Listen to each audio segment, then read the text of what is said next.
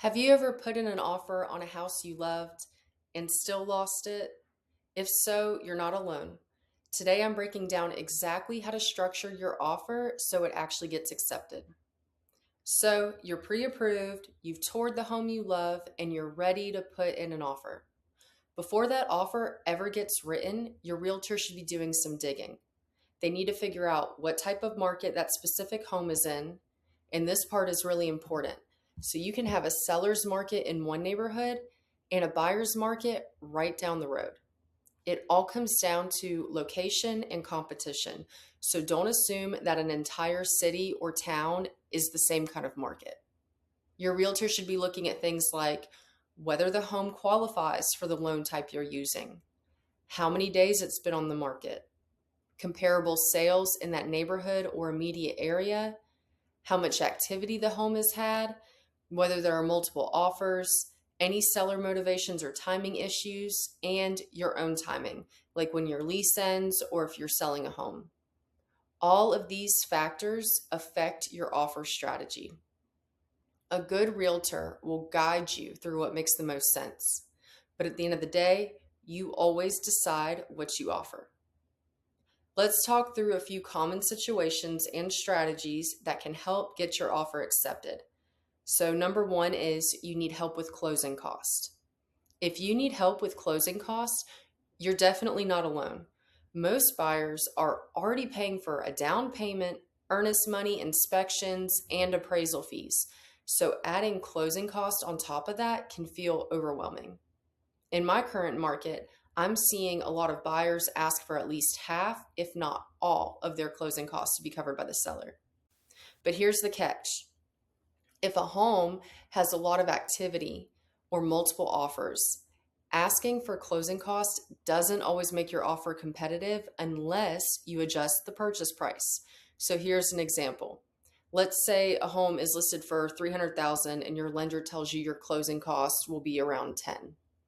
If the home is a hot home with competition, one strategy is to offer 310 and ask the seller to cover the $10,000 in closing costs. The seller still nets what they want and you get your closing costs covered. This only works if the home can appraise for that higher price. On the other hand, if there aren't multiple offers and the home has been sitting for a while, you could offer $295 and ask the seller to cover the full 10. That means that the seller is really netting $285. So the offer strategy always depends on the situation.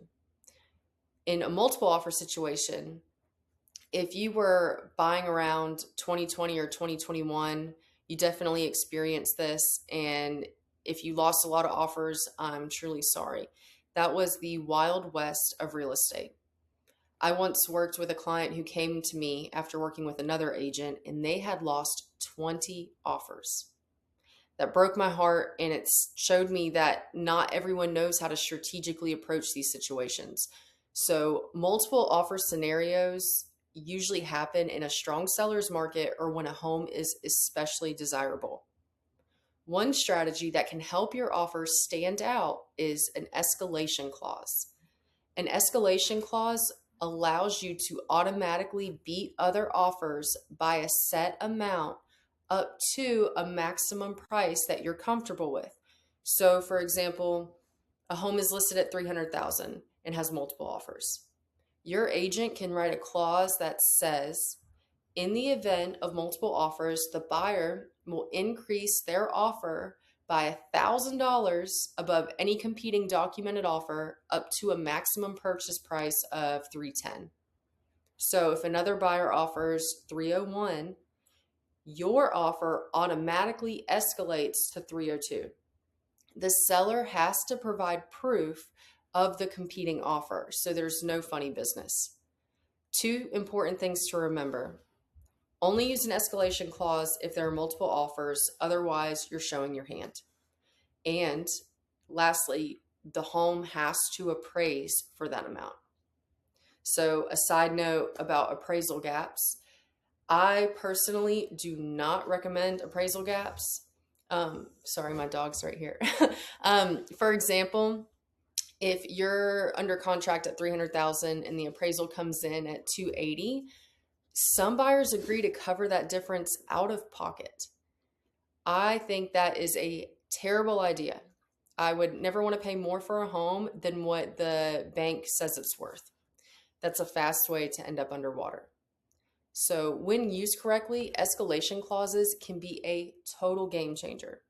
There are also other factors to consider in multiple offer situations like contingencies and due diligence periods. And a good realtor will walk you through all of that. So thanks so much for watching. I'm Madeline. I'm a licensed realtor in Georgia and South Carolina. Leave a comment if you have questions or want to share a real estate experience, and I'll see you in the next video.